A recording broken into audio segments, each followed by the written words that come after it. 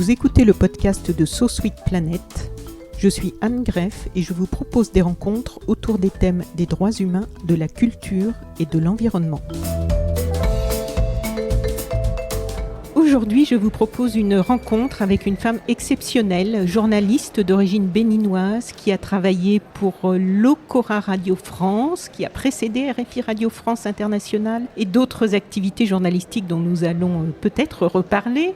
Je l'accueille pour parler du livre qu'elle a récemment publié aux éditions Présence africaine et qui s'intitule assez joyeusement « Turbulentes », sous-titré « Des Africaines en avance sur leur temps », des grandes pionnières, je vous cite, extraordinaires du XXe siècle, qui ont osé se lancer dans des voies qui étaient loin d'être tracées d'avance, avec courage et détermination. Ce sont 17 portraits de pionnières donc extraordinaires, c'est le moins que l'on puisse dire, 17 pionnières en avance sur leur temps et qui ont fait avancer leur temps aussi. Certaines se sont engagées en politique, d'autres ont été sages-femmes, enseignantes, chorégraphes, esthéticiennes, journalistes, cinéastes. Elles ont mené leur révolution des cours d'école aux assemblées de l'ONU et vous leur rendez un superbe hommage. Bonjour Géraldine Faladé, bienvenue sur So Sweet Planet.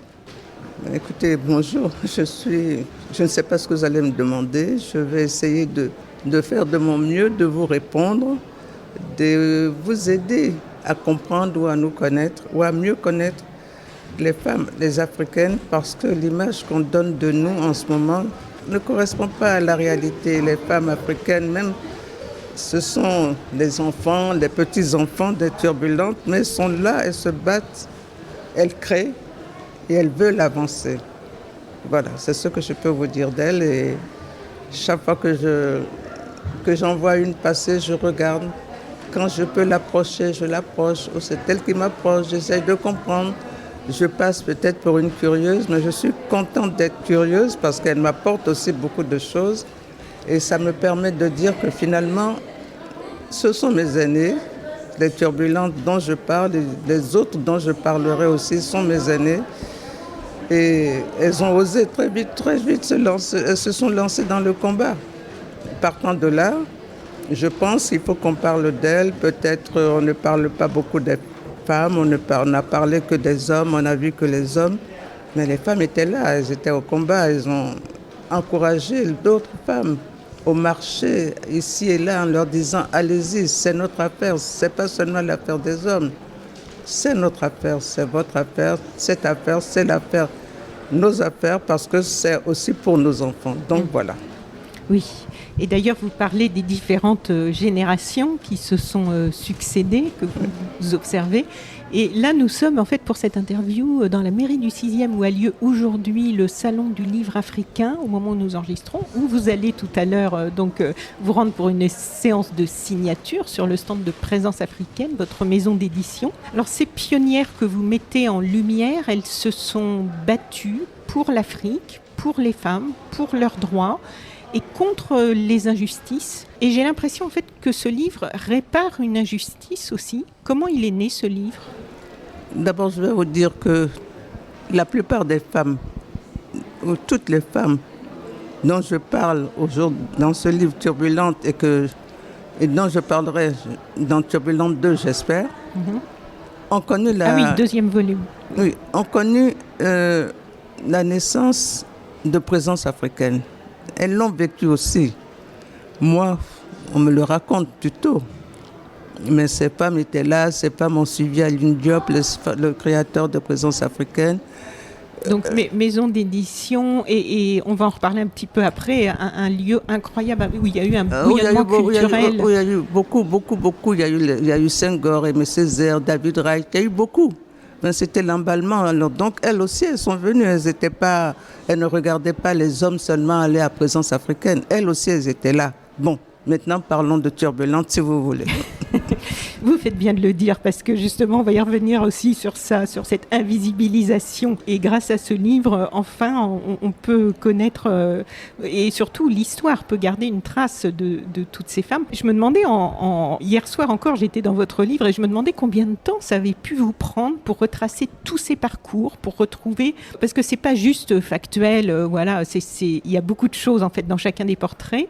Et je me demandais combien de temps ça vous avait pris donc pour retracer tous ces parcours, pour retrouver les contextes, parce qu'il y a les contextes culturels, les contextes familiaux, les contextes historiques, les obstacles auxquels elles ont dû faire face, les soutiens aussi qui leur ont permis parfois d'avancer. Donc ça a dû être un travail colossal. Comment vous vous y êtes prise pour... Disons que j'ai dû commettre des erreurs. J'ai demandé à ceux qui l'ont lu, qui me connaissent, de me dire pour que je corrige. Mais Solange Faladé est mon aînée de 10 ans. Oui. Solange Faladé, ma sœur, psychanalyste noire. Oui, mais a milité en tant qu'étudiante et tout. Donc, elle allait à toutes ces réunions où il y avait Madeleine Ly, où il y avait une bonne partie d'Anenba et ses femmes qui croyaient à l'Afrique. Ça se passait à Paris. Ils se retrouvaient rue Soufflot, dans un café de la rue Soufflot.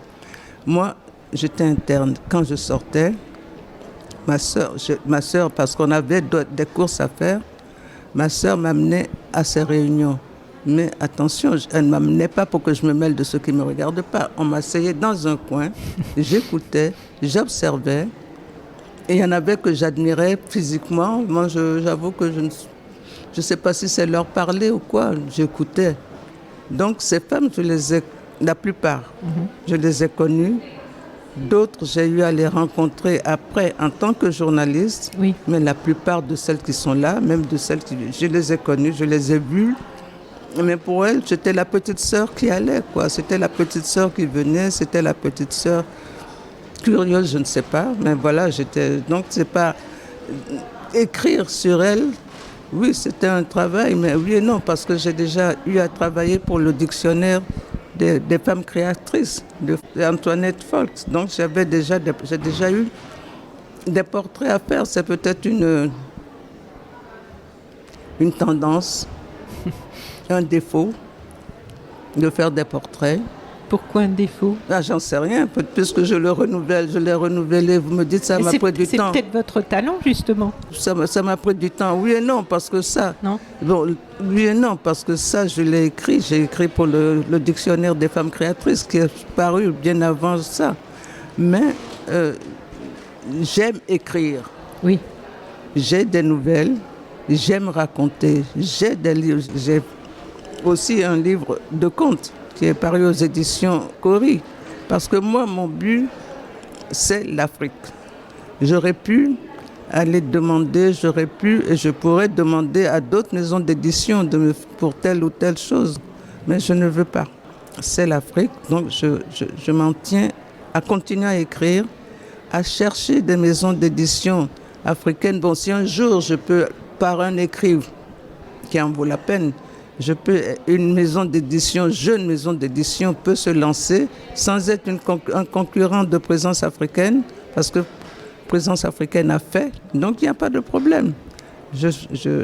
Écrire, qu'est-ce que vous voulez que je fasse ? Je ne sais rien faire d'autre.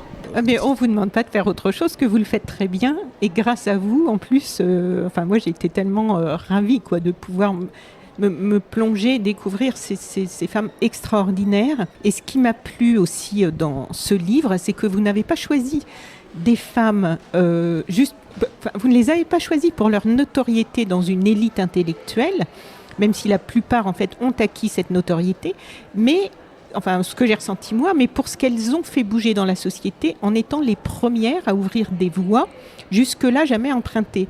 Par exemple, le premier portrait donc, de Josépha Jouffret, oui. Elle fait sa révolution depuis son salon d'esthétique à Paris, dans le 5e arrondissement, donc en plein quartier latin, dans les années 60. Est-ce que vous pouvez nous dire quelques mots de cette révolution qu'elle fait à partir de son salon d'esthétique, dans un quartier en plein... D'abord, elle a de l'argent, non, par rapport aux grandes maisons de parfumerie. Comme oui. En tant que journaliste, je savais qu'il y avait des maisons de parfumerie, Elena Rubinstein, Ardennes, qui cherchaient qui voulaient aller dans ce créneau. Elle qui n'avait pas beaucoup d'argent, a pensé s'installer au quartier latin, rue Gay-Lussac.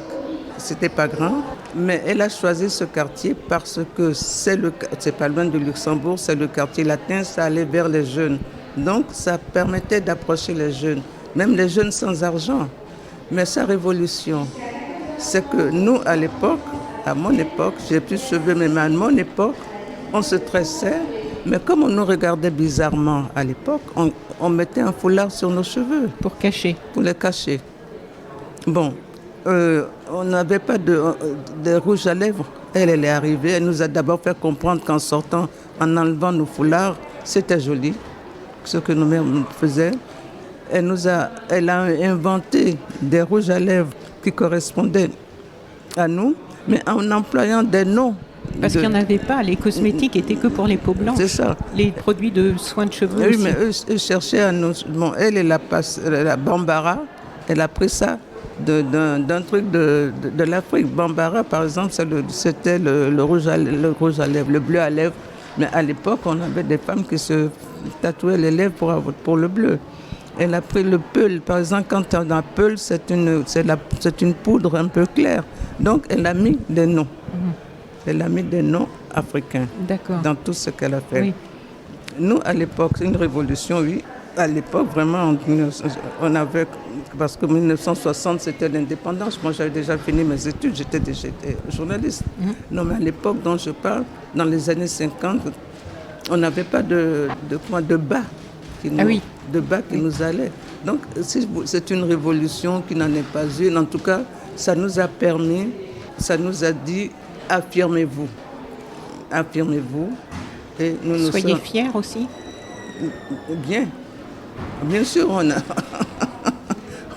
on est bien. N'ayez pas honte de vous, non. Soyez bien, n'imitez pas les autres. Restez dans votre peau, dans votre chose. Et dans ce créneau, vous affirmez. On a eu, par exemple, des Noires américaines qui sont venues, de Toni Morrison, qui sont venues dans son salon. Ah oui, Toni Morrison? Oui, mais elles pouvaient acheter leurs produits. Elles avaient de l'argent et c'était bien d'ailleurs. Tandis que nous, on achetait peut-être, enfin nous, les autres, j'étais journaliste, on achetait timidement un rouge à lèvres parce c'est tout ce qu'on pouvait se permettre. Mais ça ne l'a pas découragée. Voilà. Elle a persévéré. Elle a persévéré. Comme toutes les autres, elles ont ça en commun en fait. Et puis après, elle a décroché sur l'Afrique parce que le loyer devenait trop cher mais elle a décroché sur l'Afrique. Elle n'est pas restée ici. Voilà. Et vous l'avez connue? Vous fréquentiez son salon? Vous avez connu son salon? Ben oui, j'ai fait je suis journaliste. J'ai fréquenté son salon, je ne sais pas. Mais j'étais journaliste. J'ai fait des reportages sur elle qui ont paru dans le journal, dans la vie africaine. Oui, on va en parler aussi. Après, aller dans son salon pour bavarder, parce qu'elle était quand même assez ouverte. Oui, je l'ai vue, je la connais, elle était belle, elle s'habillait bien. Alors, qu'elle n'hésitait pas à mettre des choses sur les cheveux, des trucs que nous n'osions pas. Elle a osé et ça nous a aidés à oser. Voilà. Voilà. Elles étaient audacieuses toutes. Voilà, audacieuses, voilà. Oui. Et elle a continué à l'être. Et juste après donc, le portrait de Josepha, on passe au portrait de la maman donc, de Fela Kuti au Nigeria. Et ça, j'étais aussi, je tombais de ma chaise parce que Fela Kuti, c'est devenu une légende ici. Il est connu dans le milieu de la musique, c'est vraiment une légende. Mais je dois avouer qu'en fait, j'avais jamais entendu parler de sa mère. Et pourtant, mais quel parcours, c'est incroyable. C'est une femme têtue. Oui, mais alors têtue, non, c'est incroyable parce qu'elle a fait bouger. Quoi. Elle a fait tout bouger. Oui. Elle a osé affronter les hommes. Et elle a su entraîner avec elle des femmes. Il a fait que les femmes du marché, les femmes qui ne savaient pas leur apprendre à lire, à écrire, elle a su le faire. Oui, c'est ça, parce qu'elle se battait la plupart dans plusieurs domaines simultanément. Quoi. Oui, c'est ça. Elle ne s'attaquait pas juste à... Je ne sais pas, dans le domaine médical, elles auraient pu... Non, il y avait toujours cet esprit collectif, en fait, d'entraîner avec elle. Oui, mais elle ne pouvait jouer que la collectivité, parce qu'on ne peut pas me dire que ce sont des femmes qui cherchaient, qui se battaient ou qui étaient en rivalité. Puisqu'à l'époque où elles sont arrivées, c'était l'époque coloniale. C'était les colons qui les nommaient ou les nommaient pas, qui leur faisaient avoir ce qu'ils voulaient. Donc... oui. elles ne se battaient pas. Au contraire, elles se sont donné la main pour avancer, pour que l'Afrique avance. Et il y a un petit passage, la page 33, que j'ai noté dans son portrait. Vous écrivez « Une armée de femmes qui se distinguent toujours par leur tenue traditionnelle entoure, comment on prononce, Funmilayo ? Entoure Funmilayo, tandis que les protestations et les marches se succèdent et malgré les menaces judiciaires, ces militantes refusent de payer leurs taxes. Elles reçoivent une formation pour pouvoir affronter des policiers si cela se révèle nécessaire. Des avocats venus de Lagos pour les défendre sont présents. La présidente de l'AU, considérée par les autorités comme une meneuse, est plus d'une fois condamnée par la justice. Elle fait appel, ne cède pas, plaide non coupable et n'est finalement jamais arrêtée. Par milliers, les femmes encerclent le tribunal à chacune de ses comparutions. On voit cette solidarité aussi qui est assez étonnante. Cette solidarité, j'en parle là parce que c'est l'occasion. Mais les femmes ont toujours été présentes. Les femmes, je pense que je parle un peu des Mamie Benz dans ce livre, je crois. Oui, j'ai vu ce nom évoqué un petit peu. Au début. Mais ce sont des femmes qui gagnaient de l'argent et qui ont mis cet argent pour elles, d'accord, pour de jolies pagnes, mais au service du combat de l'Inde, pour l'évolution, pour le combat, pour en finir avec le colonialisme ou avec les brimades. Elles ont investi dedans, elles étaient là, que ce soit au Togo, que ce soit au Nigeria, les femmes étaient là. J'espère qu'elles seront toujours là. Et là, d'ailleurs, dans ce qui précède le passage que je viens de lire, elles demandent ce que le gouvernement fait des taxes qui leur sont prélevées. Oui. Elles demandent des comptes et quand les résultats ne correspondent pas à ce que ça devrait être, elles se manifestent et elles résistent. Parce qu'elles sont déjà très en avance pour l'époque. Parce qu'elles osent dire non. Cet argent que vous prenez, cet argent que ceci, cet argent que cela, cet argent doit nous revenir. C'est notre argent. Cet argent va servir dans d'autres pays, dans d'autres qui ne sont pas le nôtre. Mais nous, on en a besoin ici aussi. Donc, voilà. Donc, ces portraits que vous nous avez offerts, les difficultés que ces femmes ont subies, nous permettent aussi, entre autres, d'approcher toutes les humiliations que les femmes ont subies, infligées par les colons, cette autorité coloniale qui est omniprésente à l'époque et qui refusait de les reconnaître, qui leur mettait sans cesse des bâtons dans les roues, quelquefois par des mutations arbitraires, par exemple, dès qu'elles devenaient gênantes. Ça revient dans plusieurs portraits, ces mutations qui sont imposées comme ça par l'autorité coloniale. Et donc cette autorité coloniale qu'elles ont combattue, contribuant à en libérer leur pays, même si leurs noms à elles ne sont pas restés dans l'histoire. Leurs noms ne sont pas restés dans l'histoire, mais il faut tout faire maintenant pour ramener leurs noms dans l'histoire. Et c'est ce qu'on fait. Elles ont participé. Il y a des faits, des choses qui permettent de dire que c'est grâce à elle que telle loi a été faite, c'est grâce à elle qu'il faut le dire, on le dit. C'est peut-être, je ne suis pas je ne veux pas incriminer les hommes, mais peut-être qu'à l'époque, on s'est laissé subjuguer par ce que le colon voulait. Le colon a choisi de mettre les hommes en avant plutôt, parce que c'était peut-être aussi la forme du pays ou la vue du colonisateur. Mais si on regarde bien chez nous, avant la colonisation, les femmes ont joué des rôles. Des femmes en Angola ont empêché, ont lutté contre l'arrivée des colons. Les femmes ont fait beaucoup de choses. Hein. Oui. Bon.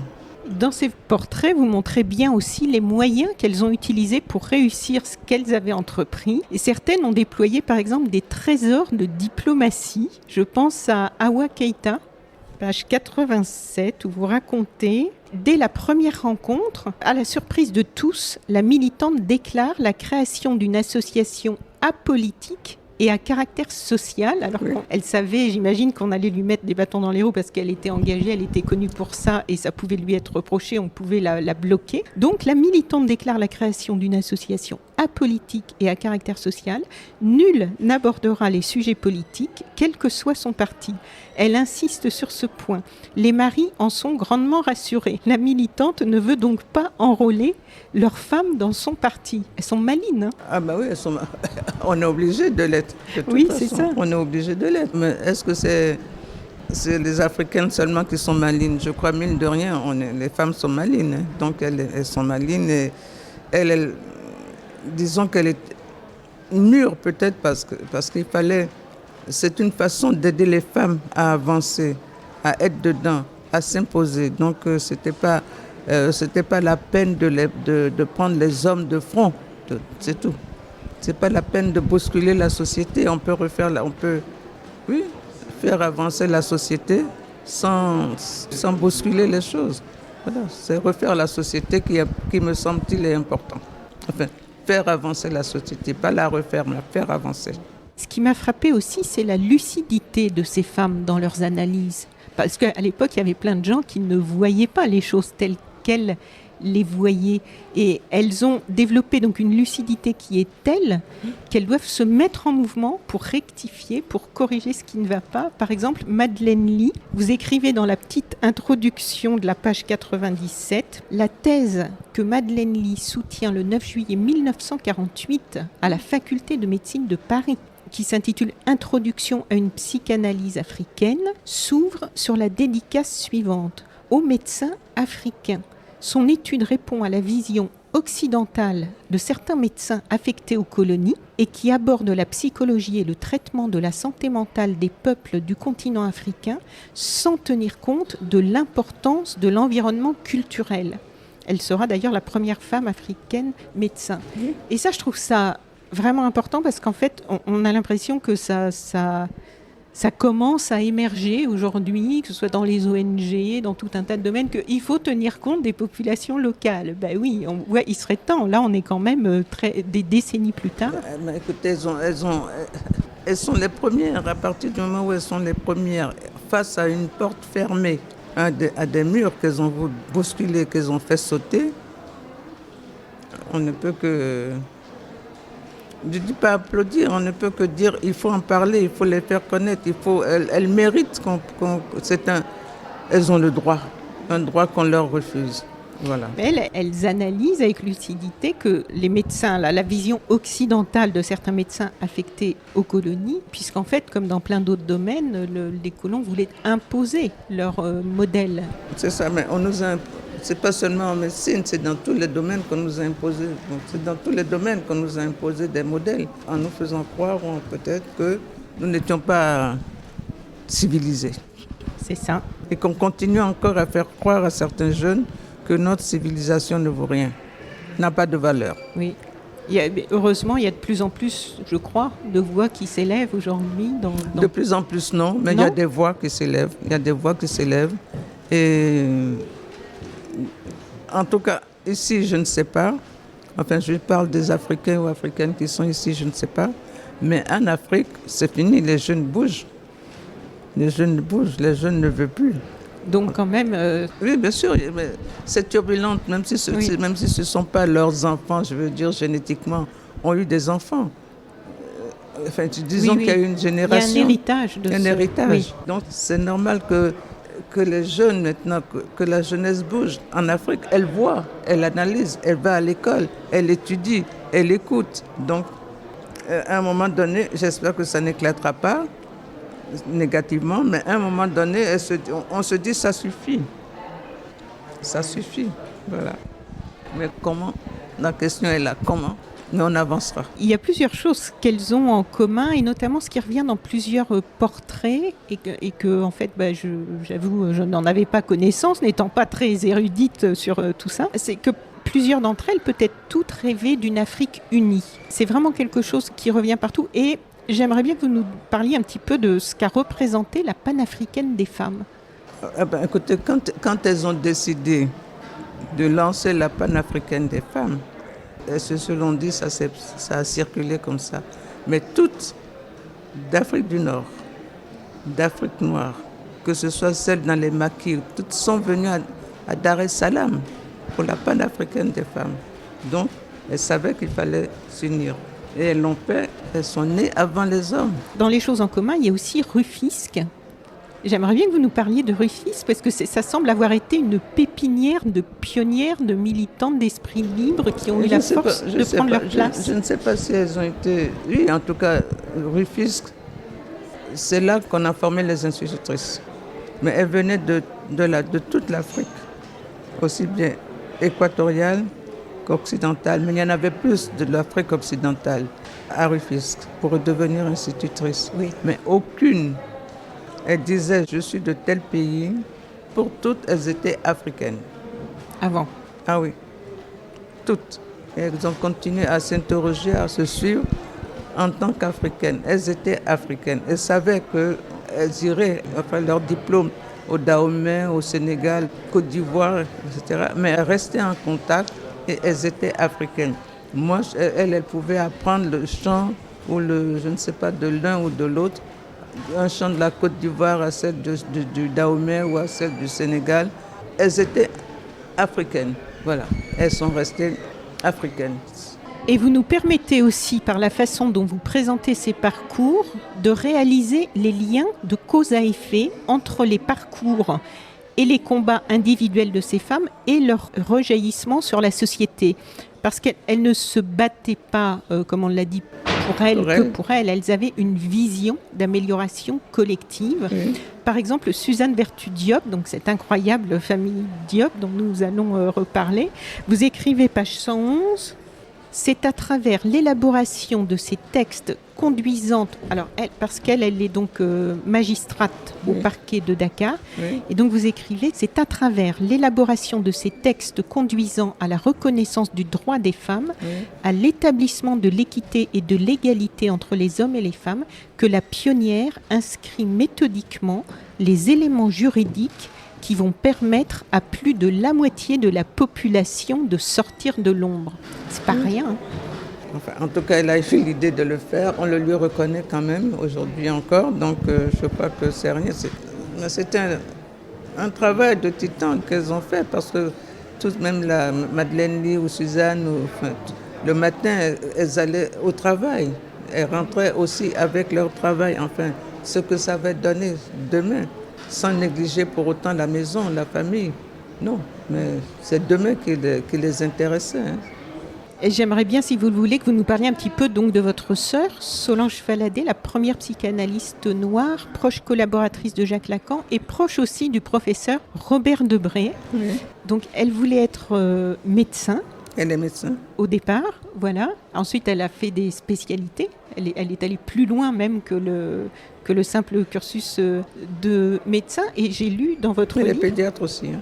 Voilà. Donc, il y a le rôle de l'attache de l'enfant au dos, une pratique, vous écrivez, qui était considérée alors comme sauvage et dont les bienfaits sont aujourd'hui largement admis. Oui, mais à l'époque, quand nos parents, oui, moi, on m'a porté au dos, nos parents nous portaient au dos. Tout ce que nous faisions. Et elle qui était restée un moment en Afrique avant, qui avait observé avant des idées pour sa thèse, elle a bien vu. Cette histoire de porter les enfants au dos, on nous a considéré, il n'y a peut-être pas encore longtemps, comme un fait de sauvage. Bon, mais elle, en tant que médecin ouvert, elle a vu ce que ça apportait. Comment les enfants évoluaient. Et je vois aussi maintenant ce gosse qu'on porte devant ou derrière. Regarde, observe, voit la vie bouger. Donc voilà. Et donc elle était militante aussi à Paris avec les étudiants pour une Afrique unie. Elle était plus que militante. Ah bon elle a payé cher. Hein. Oui, mais militante, ce groupe dont je vous parle, que je suivais à l'époque, elle était encore étudiante en médecine. Ce n'étaient que des étudiants d'ailleurs. Tous ceux qui allaient dans ce groupe-là, donc à partir de ce moment-là, Solange a toujours été... Je ne vous parlerai pas de ma famille. Donc Solange ne pouvait que, tout comme chacun de nous, ne pouvait que militer. Voilà. Et donc, elle voulait, après ses études, rentrer exercer en Afrique et vous dites ce qu'elle considère comme un devoir envers ses aïeux, de retourner exercer en Afrique. Mais là encore, en fait, la place qu'elle bringue est donnée à un Français par l'autorité coloniale. Oui, mais toutes ont toujours pensé que c'était leur devoir de retourner. Donc, c'était elle comme les autres.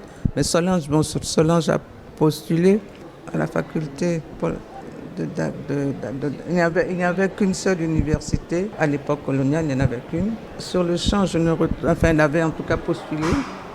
Il y avait un blanc et elle. C'est Leblanc qui a eu le poste.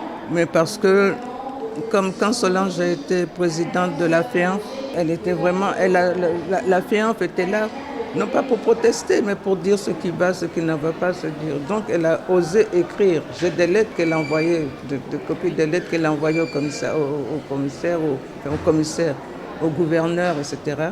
Donc on l'a considérée comme une militante, enfin comme une dure militante.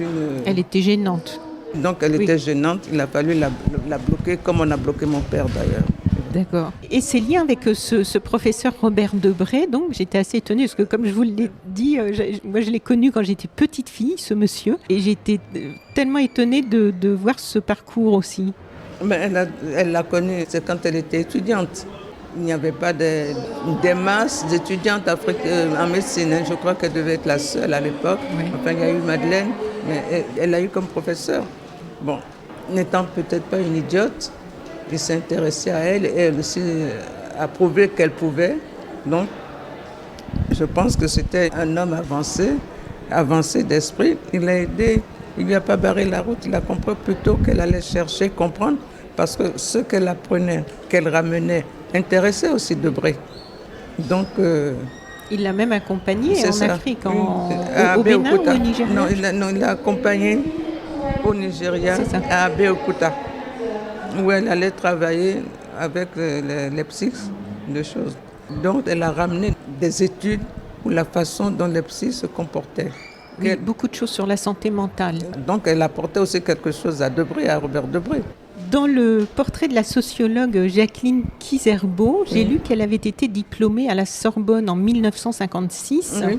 Et cette date m'a fait penser que 1956, c'est l'année où s'est tenu le premier congrès des écrivains et artistes noirs, un congrès qui est resté dans l'histoire, avec aussi présence africaine et tous les grands intellectuels qui étaient à Paris à cette époque, et ceux qui sont venus aussi des États-Unis.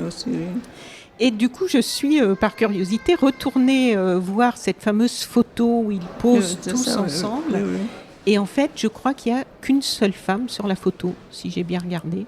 Ce qui est quand même étonnant, parce qu'elle est diplômée cette année-là à la Sorbonne en 1956, donc on voit qu'il y a quand même des femmes qui... Mais les femmes se battent. Elles se sont battues, on ne leur a pas fait de cadeau. Elles se sont imposées. Il a fallu du temps. Dans toute l'Afrique, et même face à l'apartheid, quand j'en parlerai, elles se sont imposées. Elles ont obligé les hommes à les accepter. Voilà, c'est tout. Ce n'était pas des cadeaux. Et on voit qu'en fait, qu'elles ont, parce qu'il y en a qui sont toujours vivantes, qu'elles ont toutes l'engagement chevillé au corps et il faut qu'elles agissent. Par exemple, Sita Bella, journaliste, vous écrivez qu'à sa retraite, elle a créé une nouvelle revue culturelle, même si je crois que ça n'a pas duré très longtemps. En fait, elle n'a jamais renoncé, quitte, dites-vous, à mourir dans la misère. Oui, mais on n'a jamais... Oui, mais ça donne l'idée de l'ampleur de l'engagement, quoi. Est-ce que... Il y a Sita Bella, parce qu'elle a eu beaucoup de mal. Mais si je prends Madeleine Ly, elle n'est pas morte riche, elle n'est pas morte pauvre non plus. Mais bon, si je prends Jacqueline Kizerbo, aucune n'a la richesse au sens où on l'entend. Elles ont donné, quoi. Elles ont donné, elles ont continué à donner jusqu'à la fin de leur vie. Voilà, jusqu'à la fin de leur vie. Il y en a qui sont encore là, mais toutes celles qui sont parties ont donné jusqu'à la fin de leur vie. Voilà. Elles ont donné pour l'Afrique, pour la génération qui arrive. Côté culture, deux beaux portraits aussi de Germaine Acogny, célèbre chorégraphe connue comme la mère de la danse contemporaine africaine. Oui. Et j'ai fait une recherche aussi sur elle incroyable. J'invite nos auditrices et auditeurs à faire des recherches sur toutes ces femmes. Ne serait-ce que je fais un aparté pour avoir des photos, parce que moi, ce qui m'a manqué, c'était de ne pas les voir. Mais je suis allée les chercher sur le net. Je vais vous dire pourquoi il n'y a pas de photos. Les photos que j'ai reçues sont des photos que ces femmes ont prises il y a des années, des dizaines d'années. Donc, ça ne ressortait pas bien. D'accord. Il y avait il faut que ce aspect, il y a des critères qu'il faut que ce soit. Donc c'est pour ça de contraste, de. Oui, c'est ça. Ah, oui. C'est pour ça que pour ne froisser personne, il y avait qui était bien, D'accord. D'autres, ils ne l'étaient Ah pas. oui, d'accord. Pour ne froisser personne, on n'a mis Ok. aucune photo. Fallait ménager les On susceptibilités. n'a mis aucune photo. Eh Voilà, oui. c'est la raison. Mais alors du coup, de cette recherche sur Germaine Acogny, je suis tombée sur un portrait récent sur la BBC, extraordinaire. Et en fait, à 76 ans, donc là récemment, en février dernier, elle s'est vue décerner un Lion d'Or à la Biennale de Venise. Oui. Et la Biennale de Venise a écrit dans un communiqué sa contribution à la formation en danse et en chorégraphie des jeunes d'Afrique occidentale et la large diffusion de son travail dans son pays d'origine et dans le monde ont fait d'elle l'une des voix indépendantes qui ont le plus influencé sur l'art de la danse. Puis aussi Sarah Maldoror, donc réalisatrice C'est ça, oui. engagée, dont on va parler. Germaine Accueilli. Acogny, donc qui a travaillé aussi avec Maurice Béjart, vous m'avez oui, dit. qu'il a aidé, oui, oui. Et donc elle a créé une école en Afrique. Vous pouvez nous dire un petit peu son... Vous la connaissez aussi apparemment. Oh là là. Vous l'avez toujours connue engagée, elle a toujours... Non, je peux la considérer comme ma nièce. Ah, Parce que c'est l'amie intime de ma nièce. Elles ont cheminé ensemble pendant à l'orphelinat. Germaine était, ma nièce aussi d'ailleurs a été pour d'autres raisons, a été placée aussi à l'orphelinat à Dakar. Elles ont cheminé ensemble, elles se connaissent. Germaine est ma nièce. Qu'est-ce que je peux vous dire? Qu'elle a toujours voulu faire de la danse. Elle n'a pensé qu'à ça et elle l'a fait. oui, elle a monté une école et rien ne l'a arrêtée en fait. Non, on a pensé professeur d'éducation physique et ça en est servi. Mais ce n'était pas ça qu'elle voulait. Elle a toujours dansé. Voilà, il faut aller voir les vidéos, chers amis auditrices et auditeurs, de Germaine Acogny, c'est magnifique, vraiment superbe.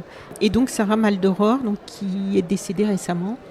Oui, elle est décédée avec le Covid, quoi. Et donc elle, réalisatrice engagée, extrêmement courageuse aussi, qui est allée filmer Donc c'est le lieu de combat. voilà, dans les maquis et les personnes torturées en Algérie. Le lieu de combat, elle était là où on n'osait pas aller, mais elle allait, elle avait la curiosité, l'envie d'eux, elle allait, voilà. Elle n'est pas morte, celle-là aussi qui aurait pu être riche n'est pas morte riche, aucune d'elles ne sont riches. Enfin, elles ne sont riches d'argent. D'argent, voilà.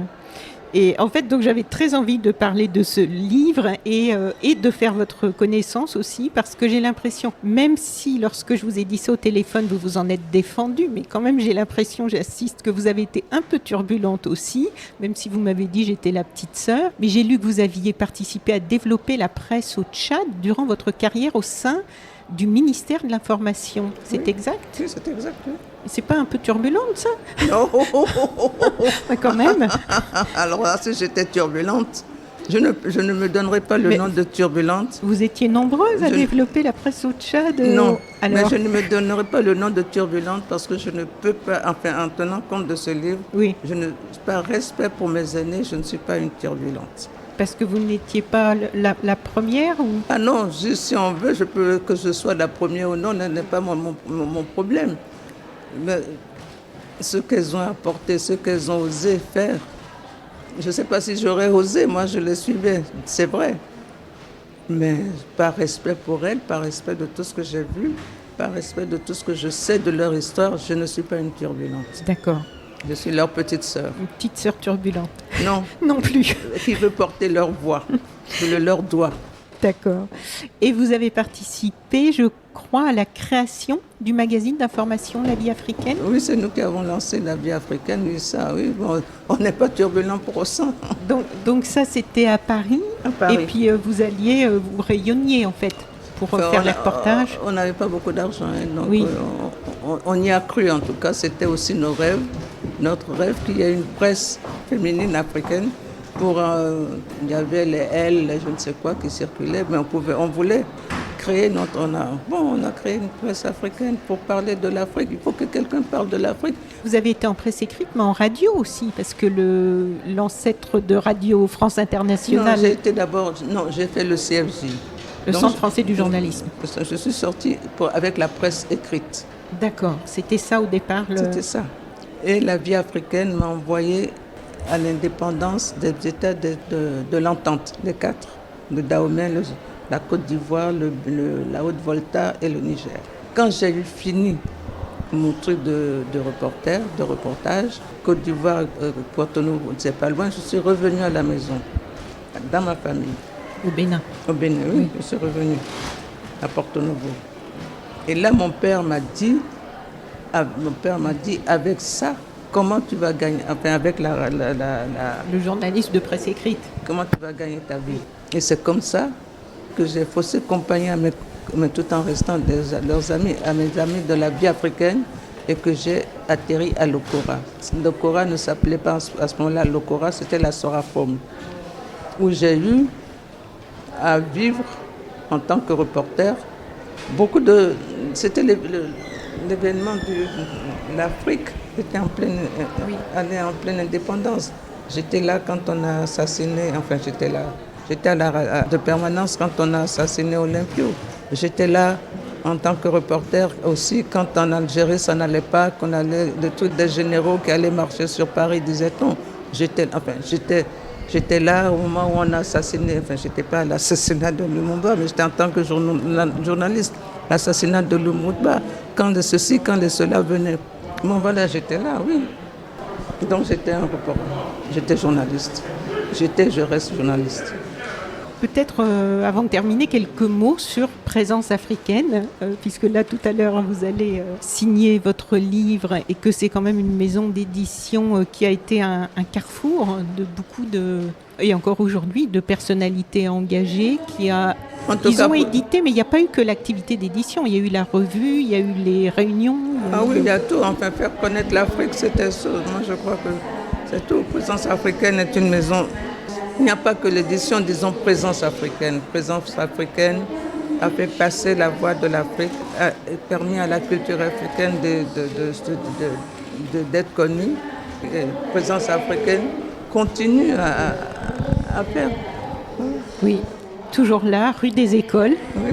La librairie existe. Toujours. Voilà. Présence africaine représente beaucoup pour moi, même si elle n'a pas la richesse des grandes maisons d'édition. Mais la richesse financière. Oui. Mais elle tient. Oui, parce qu'il y a une telle autre richesse. Oui, mais elle tient. Mais oui, voilà. Elle résiste aux intempéries. Oui. Géraldine Faladé, je vous remercie beaucoup. J'étais vraiment ravie qu'on réussisse à caler cette rencontre. Est-ce qu'il y a quelque chose d'autre que vous souhaiteriez dire qu'on n'aurait pas dit encore sur ce livre, sur ces femmes, et peut-être un second tome? Oui, il n'y a pas eu que... Ce n'est pas seulement en Afrique de l'Ouest que les femmes se sont battues. Elles ont même participé au truc de la panafricaine. Donc il faut le dire, elles aussi, elles sont victimes, comme l'ont été celles dont je parle aujourd'hui. Voilà. Oui, celle du prochain volume. Oui, c'est ça. Et après, on va arrêter, on va faire autre chose. Je vois que vous avez plein de projets, j'en suis ravie. On va essayer de t'en tenir. Le temps est là, l'âge est là, beaucoup de choses sont... Mais enfin, on fait encore ce qu'on peut faire. Oui, bravo. Voilà. Merci.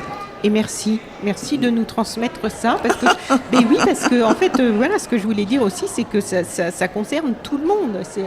Ça doit intéresser tout le monde, pas simplement, je trouve, pas simplement les jeunes femmes originaires du continent africain. Pour moi, c'est passionnant de voir ça, et c'est passionnant de découvrir aussi, parce que il y a aussi de notre histoire, de l'héritage de nos ancêtres blancs, colons, avec des personnalités, voilà, donc, certains qui ont aidé, comme le professeur Debré. Qui ont fait, oui.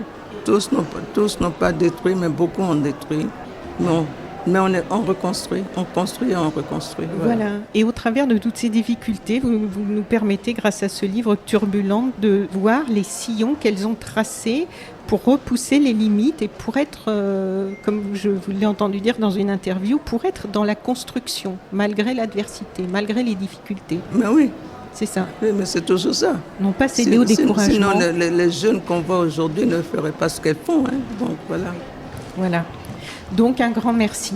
Merci aussi. Géraldine Faladé. Bonne continuation. On va essayer de continuer. C'est une petite pierre, mais on espère que ça fera quelque chose quand même.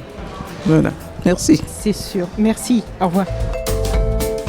Chères auditrices, chers auditeurs, si vous avez apprécié ce podcast de So Sweet Planet, n'oubliez pas de lui mettre un avis favorable sur votre application de podcast. Pour plus d'informations sur les droits humains, l'environnement et la culture, vous pouvez suivre la page So Sweet Planet sur Facebook. Enfin, n'oubliez pas de vous abonner gratuitement, soit à la newsletter sur le site sosweetplanet.com, soit au podcast sur votre application de podcast pour être informé des prochains podcasts de So Sweet Planet mis en ligne. À bientôt.